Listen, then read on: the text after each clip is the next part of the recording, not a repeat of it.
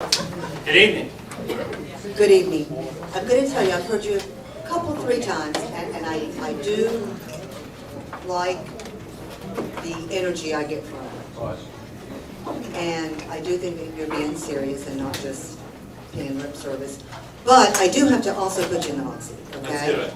So, you're going to face hotter than this, so you may as well get used to it, right? In 2009, our taxes and fees were increased what, $2 billion or something like that? And it has to do with, I guess, because of the shortfall, and then of course we did get stimulus. I'd just like to know how you voted on that, because I couldn't seem to find that unless I just, was reading too fast.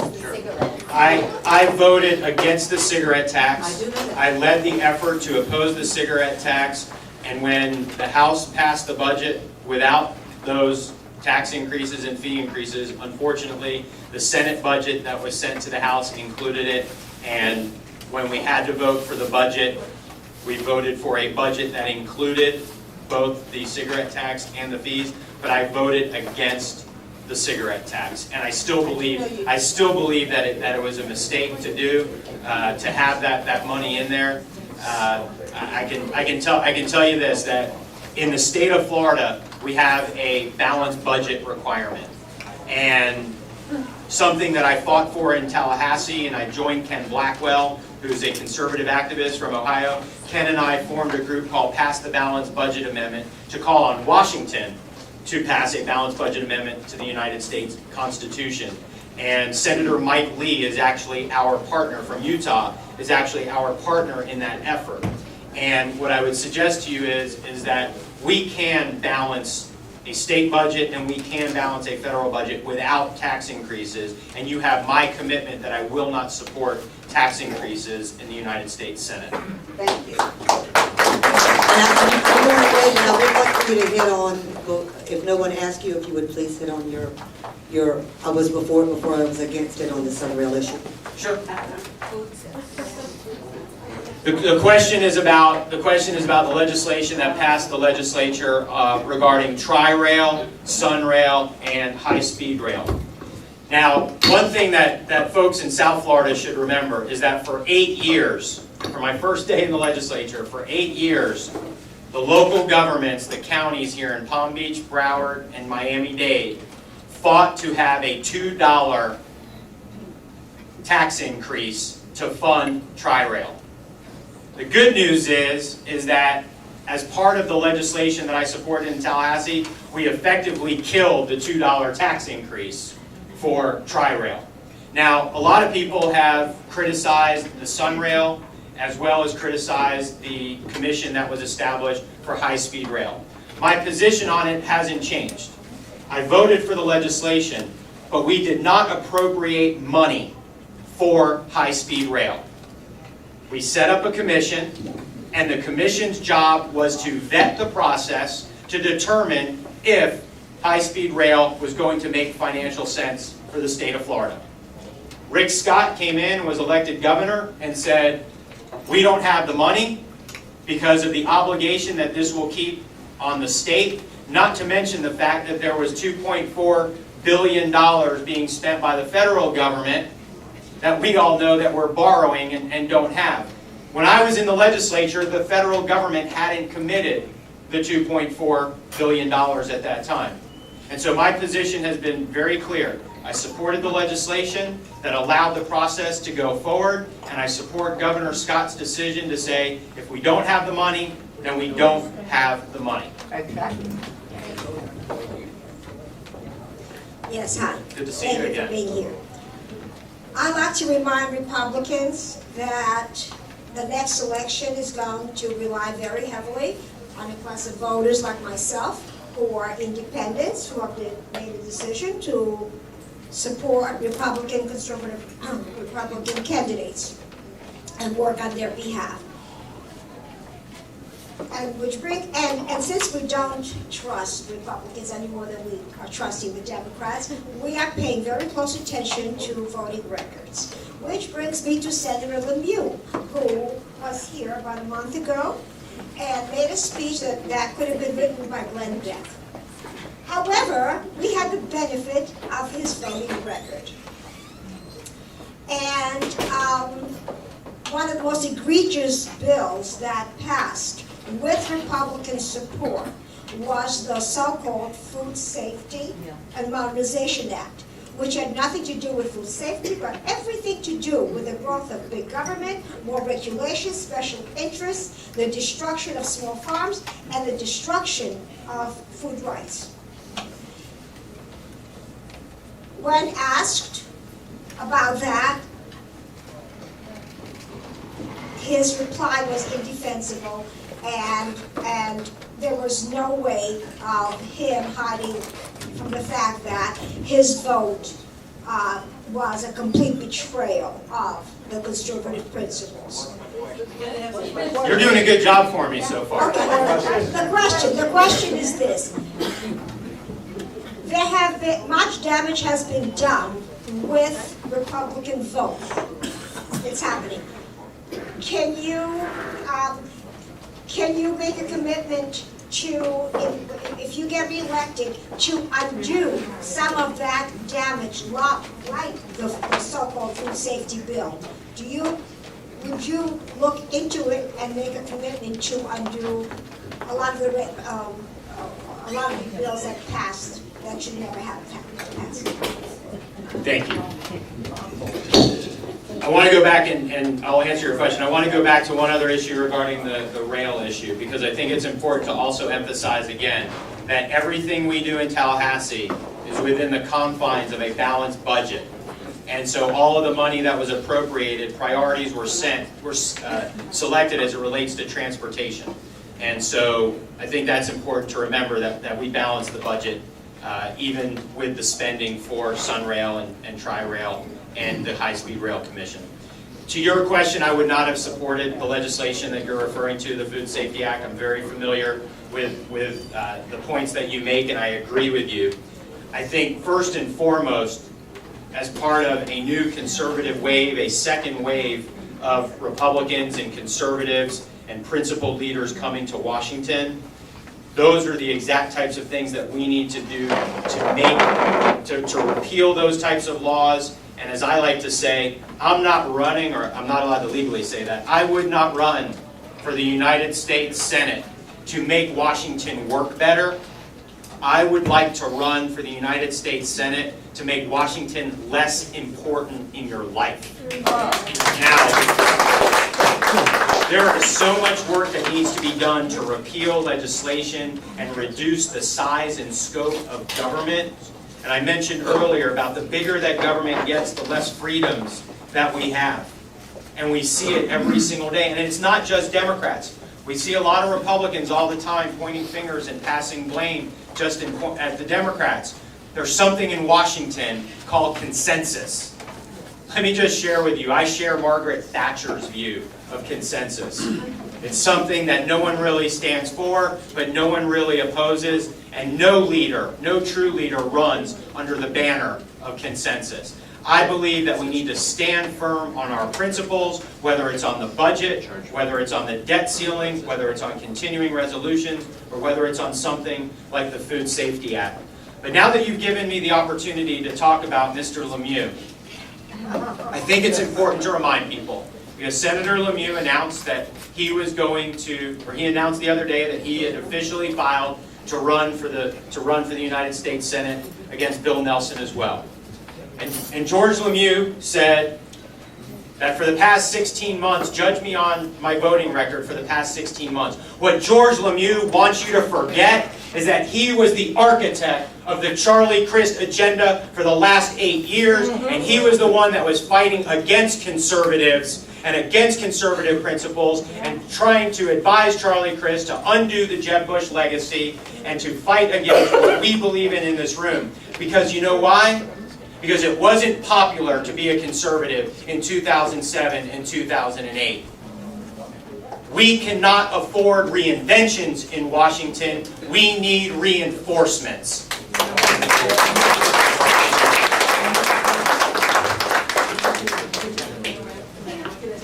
I'm over here on the other Question side. from the other room. Yeah. Two things. First of all, it's a pleasure pleasure to see somebody that can speak coherently without a teleprompter. Yes, that's what I said. The second thing, what is your opinion of the attack by many of them in Washington on our First Amendment following the burning of the Koran? Thank you. The question, I think everyone heard, the question is, and I share the view that it is an attack on our First Amendment rights. Now, let me be clear. I do not support the burning of any book, whether it is a holy book or whether it is a trashy novel.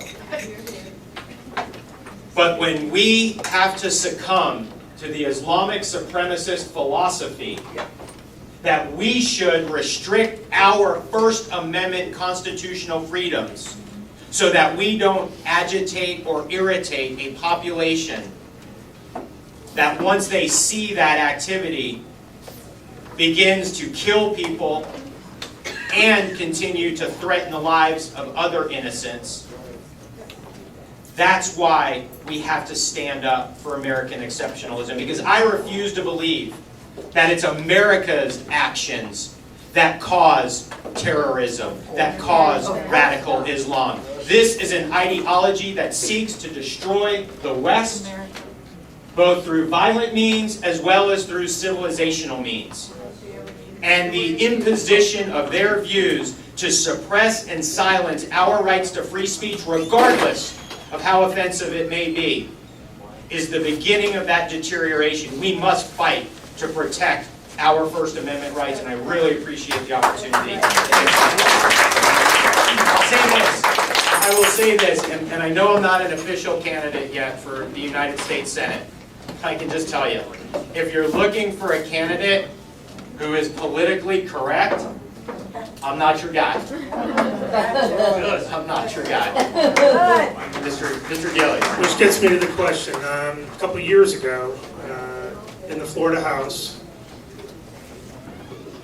Jim Waldman, who is right here in our county, here in Broward County, District 95, incumbent Scott Yardley ran against and lost. He did not like the idea of some of the people we were bringing on the floor to pray before. And so he wanted to be a smart aleck, and he ended up wanting to bring an imam on the floor. You walked off the floor, got on the computer, and within minutes had information at your fingertips about this imam and created a firestorm about what he was doing. Look at this. If you could bring to the people's attention what happened that day and what you uncovered and what you stand for, I would appreciate it. Thank you, Jack. I have been, during my time in the state legislature, I have been the subject of attacks from a Hamas front group that you may know the name of, the Council of American Islamic Relations. I will tell you that on that day, Jim Waldman, who represents this area, was offended. Jim Waldman was offended that on prior occasions when the House of Representatives was opened up with a prayer, that some of the pastors and some of the preachers and others who led the prayer had invoked the name of Jesus Christ. Now, what I didn't tell you all earlier, some of you may know, is that I am the son of two Jewish, Democrat, former public school teachers from Brooklyn, New York.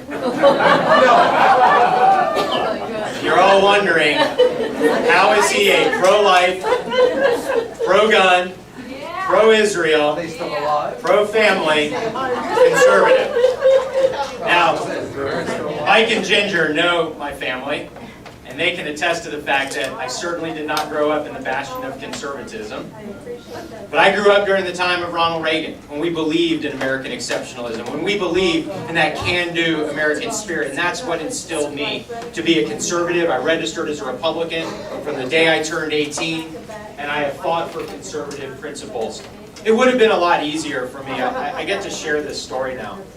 If I just wanted to be, I have a passion for the political process. I have a passion for public policy, for doing the right thing. And I'm not perfect. I know I'm not perfect. I don't think any of us are. But if I wanted to be in process, in the arena, being from Boca Raton, and being born in Brooklyn, would have been a whole, and living down here in South Florida, it would have been a whole heck of a lot easier for me to be a Democrat. But it's not my core, it's not who I am, it's not what I believe. And yes, there is, being born in Brooklyn, there is just that little bit of a fighting spirit in me. And that's what I am. And that's what we need right now. We need people who understand that this country is going through some dramatic times, and we need people who have the courage to fight, the courage to speak out, even when it's not popular. And it wasn't popular that day when Jim Waldman invited an imam to the floor. And Jack mentioned that I walked off the floor, and within minutes, I was able to find that this same imam had stood on a stage with the very same people who were applauding the masters of the 1993 World Trade Center bombing. And in addition, this imam had a link on his website to another terrorist front group called ISNA. And so I think it's important to understand that even if it's not popular, even if it is something that may cause you some political blowback, that I'm going to speak my mind. It is too important right now. The future of this country, I believe, hangs in the balance. I do not know the exact number of years that we have to turn things around fiscally. If I can tell you this, it's not a long time. We don't really start to get things under control, we're not going to be able to pass America on to our children, our grandchildren. I think everyone knows what Ronald Reagan said is that freedom is not passed through the bloodstream. It must be fought for, protected, and handed on for the next generations to do the same.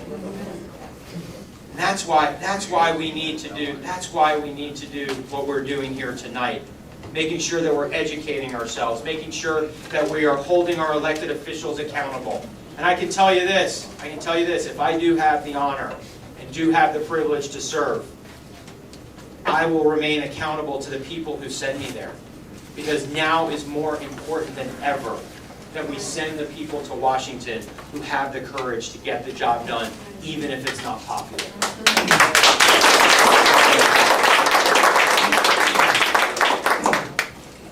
Unlike recent and radical Islam, I'm going to ask you something more about fiscal responsibility. And I know as a congressman, you have sponsored and co-sponsored legislation concerning green technologies. These involve rebates for electric cars, solar rebates, energy-efficient product sales tax holidays. You help create the Florida Renewable Energy Technologies and Energy Efficient Energy, as well as the Renewable Energy Grants Program. You also support the PACE program, which means our state supports property tax solar financing. How can you call yourself a fiscally responsible conservative when you believe government should choose the industry winners with our tax dollars over the free market? Thank you for the question. And let me just suggest to you this, that as it relates to the use of oil to power our automobiles and transportation, this is an energy security and a national security issue, because we are sending nearly $1 trillion a year to countries that do not like us and want. And ma'am, will you please give me the opportunity to answer? Okay. I will support any types of technologies that will allow us to reduce our dependence on foreign oil. But you also need to understand that I have a pro-drilling record. You also need to understand that I support offshore drilling off of Florida and Anwar and shale technologies, that we now have more resources than we need. And so whether it's electrification of cars, whether it's compressed natural gas, whether it is any other way to power our transportation system without being dependent on oil, I will support that. And you have to remember that the tax incentives that I supported and sponsored in the Florida legislature are all done within the confines of a balanced budget. And that, to me, remains the fiscal conservative part, because you have to be able to balance a budget. I'm not somebody who would say, well, let me say it this way. I oppose cap and trade. I oppose carbon tax. I oppose what the Obama administration is trying to do in a backdoor manner through the EPA and trying to get these types of regulations and mandates passed. That's not what I supported in the legislature. I supported incentives for new technologies. If you don't believe in that or you don't support that, I respect that. I understand that. Okay, well, first of all, when you say I support it, you're using my tax dollars, everyone in this room, Sure. to pick an electric car over other cars and saying, I'm gonna give your tax dollars to give a rebate. It's not your money, it's my money and all these people's money. And I disagree. Sure. And I I respect disagree, you. and a lot of people in this room, I think, will disagree with giving a rebate for electric car or solar panels. I know that the solar panels were $20,000 rebates from the state of Florida for personal and $100,000 for business. I don't think most people would think that was a great thing, because if someone wants to do that for their house, I'm all for it, but don't use my tax dollars to pay for that. And that's And if that what- is the best interest, if that is the best interest, if the electric car is gonna win, then great, but you know what, right now, they're about $40,000. I know Ford has a regular gas car coming out, that'll get 50 miles per gallon on the highway. So for you to say you think electric cars are the winner, or you being the government saying that, that's not for you to choose, it's the free market's gonna choose. So I really resent having the government choose any industry. And I respect your opinion on it, and it goes back to my point, which is that these are state government incentives within the confines of a balanced budget, which I believe are making the spending choices and the spending decisions. If you disagree with them, I respect that. But I also believe that there is an opportunity to provide, and say we do it all the time in government, and whether you think it's right. It doesn't make it right. No, I'd say whether you think it's right or not, the government provides tax incentives for a lot of, whether having children or whatever it might be.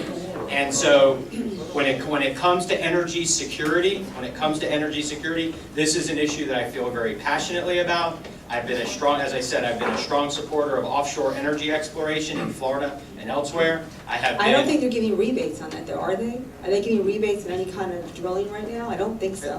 Listen, I understand your question. We can disagree on this. I supported the legislation. I stand by my record.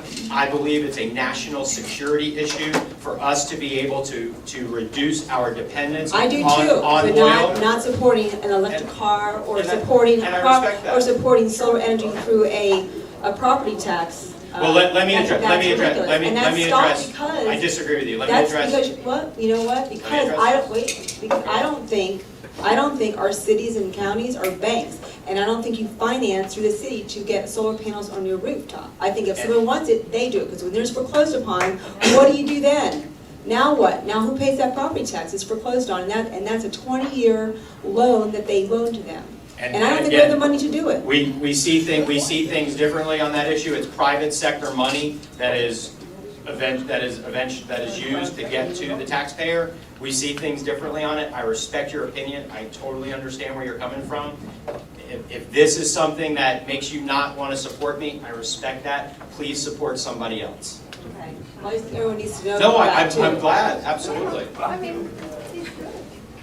Is there somebody over there? No. Okay. You said, I think it was 2 questions ago in your answer, you said you listened to the things that you said pro-gun. I've heard Barack Obama. Okay. I've heard Barack Obama tell how he supports the Second Amendment. Does anybody here believe that? No. I hear politicians all the time, Democrat, Republican, Independent. And I would like to point out to people that what they're seeing is my knife case. That's a knife. That's a bundle. Just like your ass. Anyway, people are messing with my code. Now, anyway, I don't. Any politician says, I'm pro-gun, I'm pro-Second Amendment. I don't believe them, I don't disbelieve them, because it doesn't mean anything. That's not action. Those are words, it's not action. If you're elected, are you going to go to bat for the Second Amendment, the right of the people, not of the militia, not of the right of the people to keep and bear arms? And when I say that, right now we have agencies of the administration, the BATF, the environmental, all going after for regulation, totally bypassing Congress. They're stopping imports, re-imports of World War II era M1 Garands.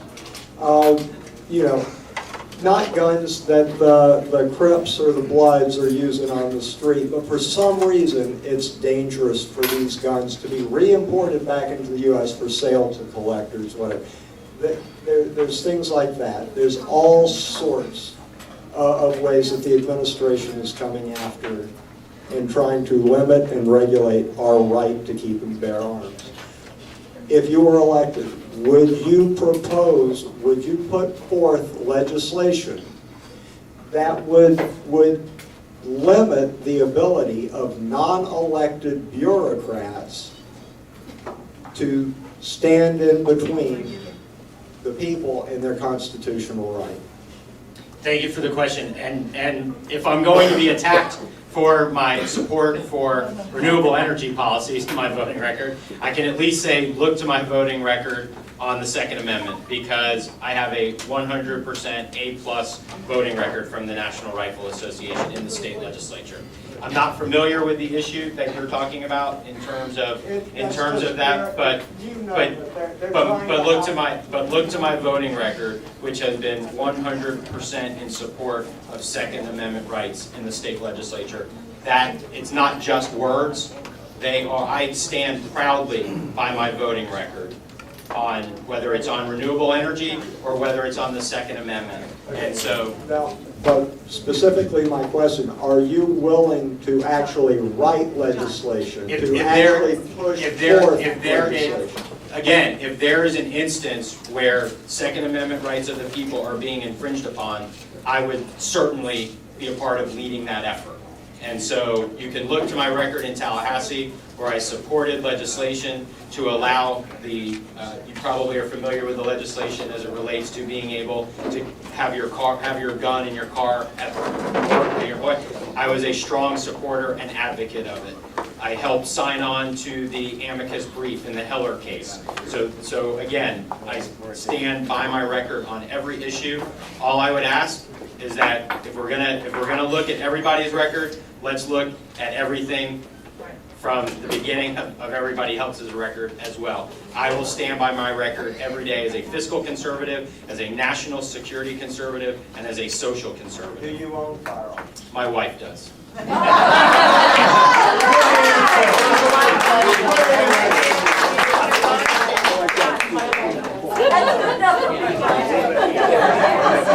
Brave man.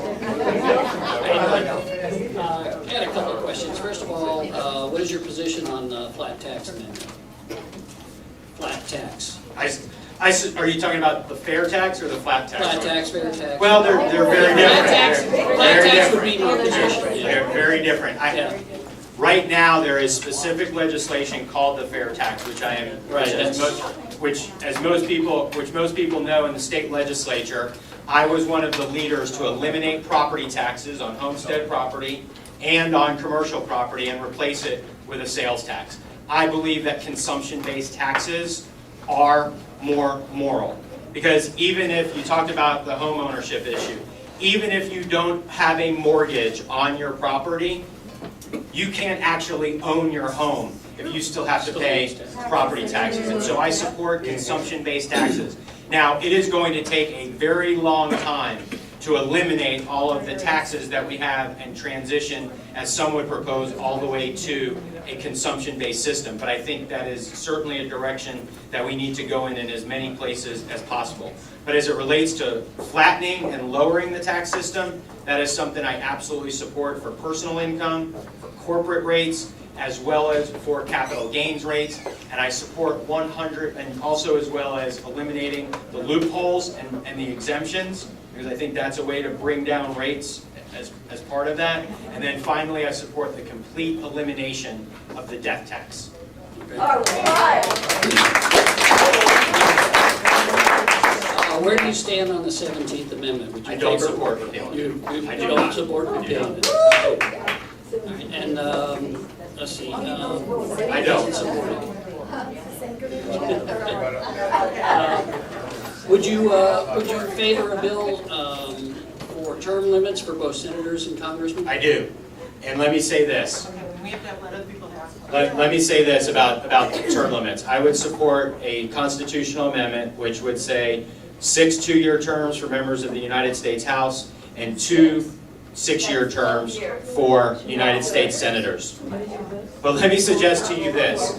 Term limits are going to matter a whole heck of a lot less if in the next 2, 4, and 6 years we don't actually address the fiscal crisis of this country. It's not going to matter whether you serve 1 term or 2 terms or more, because we are going to be a diminished nation.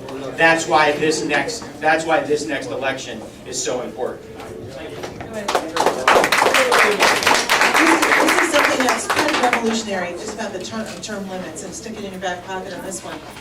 There's been a lot of emails going around that we should go for term limits. The problem is that we already have term limits already in there, and that's called elections. And so if you don't like who is representing you, then you have the term limit. You limit them. When you have term limits, but here's the deal though, when you have term limits though, then you have good people that are in there that are no longer able to serve because that is decided for them. And actually reduces the right of the individual, the voter, to choose who they want. So honestly, even though it's like a lazy way to rely on it. And so I love Karen, but that's not my position. I do too. Yeah, I don't understand why people need to be in the United States Senate for 40 years. The longer you stay in, then you're adapted to take, you're sort of heading to special interests and taking money from lobbyists. Yeah, I will tell you, let me just go back. Let me go back and reemphasize this. The focus right now needs to be on seriously addressing these problems that we have in the next 2 years and over the course of the next 2, 4, and 6 years. Because if we don't, term limits is going to be an irrelevant issue. I support term limits. I would commit to only serving 2 terms. But the reality is that if we don't address these issues now, it's not going to matter whether we have term limits in the United States Constitution. Yes, sir. We've all heard that political campaign is an expensive venture. Yeah. I'd like to know how much money you think you need in order to beat Nelson, and where you think it's going to come from. We're broke. Wings plus. There you go. Where's Brian? We can start tonight. I haven't given much thought to the total amount. I can tell you that, if memory serves me correctly, Marco Rubio spent in the neighborhood of $30 to $40 million, and that was without trying to defeat an incumbent. So you could probably have a lot of people who are much more political strategists and consultants and all those types give you a better answer than I can. But what I can tell you is this: you're going to see a lot of people in this race who are going to raise a lot of money, and I'm going to be outraised and outspent in this race. But I believe that more important than money in this race is going to be message.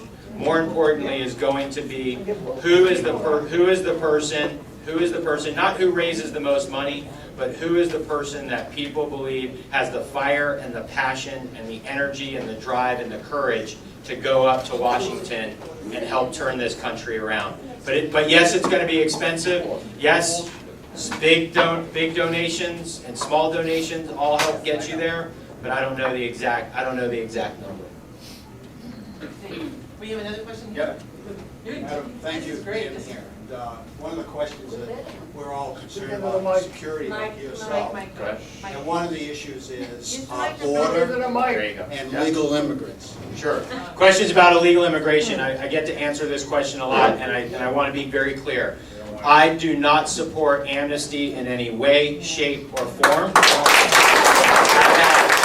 My message, and I I see some friends who saw me down in Miami the other day, and they will tell you that my answer is the same whether I'm in Miami or whether I'm in the Panhandle.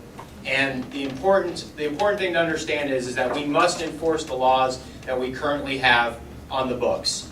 And part of what we need to do first is secure our borders, because our borders right now, we must put every resource possible to secure our borders and then worry in the future about addressing some of the other concerns. I have a record in the state legislature of opposing benefits, healthcare benefits for illegal immigrants, as well as opposing in-state college tuition for children of illegal immigrants.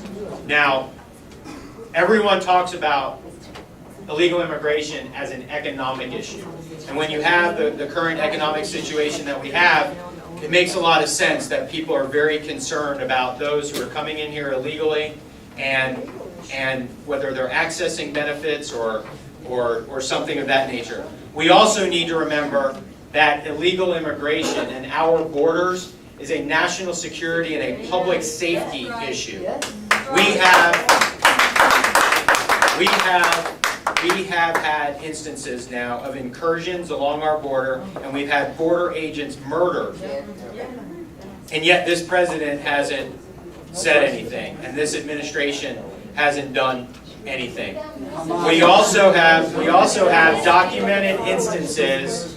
We also have documented instances of Hezbollah operatives and what they call people other than Mexicans coming across our borders, and we don't know who they are, and we don't know what threat they pose to this country. This is not just an economic issue or a security issue, it's also a moral issue. Because you can't allow people into our country illegally and give them the opportunity and freedom to ignore certain laws that we have on the books when every citizen has to abide by the laws of this country. So, yes, ma'am. As a follow-up to this issue, what do you think about E-Verify? And the bill that's up in our state legislature right now, where they have kind of diluted the bill that initially was proposed. I can tell you that in 2010, I was the genesis behind Sandy Adams and I worked together on House Bill 219, which was the first E-Verify bill to ever pass the Florida legislature and be signed into law. And so I have a record on that issue. I'm not, because I'm traveling the state and I've been, like I said, in Central Florida last night, I'm going to be in Jacksonville tomorrow morning after I leave here tonight. I have not been following the day-to-day activities of the legislature and not as familiar with the legislation. I know what legislation that Bill McCollum proposed last year and that Rick Scott talked about proposing, but I haven't seen exactly what the legislature is talking about passing right now, and so I will defer to somebody else who has an answer to that. Yes. Because does somebody else want to answer what's going on? I spoke to Jack Oliver tonight on the way out here. Okay, Jack Oliver from Flyman. Yeah. Yes. He's encouraged about the Senate bill right now. Okay. And thinks that Herodopoulos is going to give us, do the right thing on this bill and support us and all that. There you go. They're still looking, what Jack Oliver is looking, because it's still soft, they're trying to incorporate the House bill, because the House bill has stronger language in it than what is in the Senate bill right now. Got it. So they're trying to combine the two. There's your answer. I apologize. Yeah, well, the bill that's up now in the Senate is giving employers a choice of either E-Verify or the But that's what's being state-enhanced, bolstered right now, supposedly. the state-enhanced ID, whatever that is. You're talking about the chip? It's a chip. Actually, we're asking for the chip not to go into the driver's license because it's a radio frequency ID chip. Yeah. So what cameras, look at that You kid. can actually have a reader in your purse and Oh get my all the God, information no, off we of don't the want driver's that. This is always a good point in the conversation to remind people that I voted against the cameras. In the Two years in a row. And this goes back to the point. 2 years in a row that legislation was brought up. And I voted against it both years. The first year, there were only 9 of us that voted against it. After the Tea Party and the other groups were formed, 35 of us voted against it. But it goes back to my point. It goes back to my You don't point. want those chips. It goes back to my point that even when it wasn't popular, I voted against it. And also, too, I'll mention it, and this might not be popular with some, but I voted against the prescription drug monitoring database as well, which I know has been in the news a lot. And while I recognize that this is a very serious public safety issue, we can come up with better ways to protect the privacy of individuals than a prescription drug monitoring database. We have one more question. Thank you. This is the last question. Okay. You've done great. You mentioned that you're both fiscally conservative as well as socially conservative. Do you feel like there's a connection between that? And do you think there might be a connection? If so, do you think there might be a connection between our social programs and our fiscal problems? Well, I apologize because I think I had mentioned that during my opening remarks, so let me just briefly share with you again. The breakdown in the family, the breakdown of societal values is what has created a dependency society. The social issues that people talk about, that is who we are as a country. And the more that there is a deterioration of values, the more people believe that there needs to be a growth of government to solve the problems. We don't believe that government can solve those problems. And the bigger government gets, the less freedom, as we've been talking about, the less freedom individuals have. And I will say this, and I'll conclude on this. I get told all the time that don't focus on the social issues. Stay away from the social issues. We can attract more voters if we don't talk about it. But if, as Republicans and as conservatives, we do not stand for the sanctity of human life and the institution of marriage as between one man and one woman, then we could balance the budget. We could attack the debt. We could create jobs, but we would still be a bankrupt nation. So, thank you guys so much for the opportunity.